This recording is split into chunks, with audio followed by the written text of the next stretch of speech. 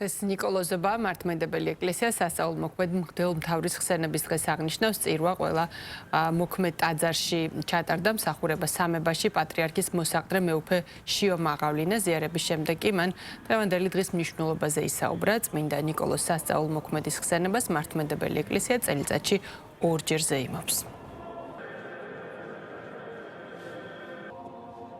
გილოცავთ ნიკოლოზობის დღესასწაულს გადმოგცემთ სრულიად საქართველოს კათოლიკოს პატრიარქ ილია მეორის ლოცვა კურთხევას. ჩვენ ცხოვრობთ ისეთ სამყაროში, სადაც ბატონობს ხორციელი სიამოვნება. ჭეშმარიტი ბედნიერება კი არის მიმეორებ ვნებებთან ბრძოლაში.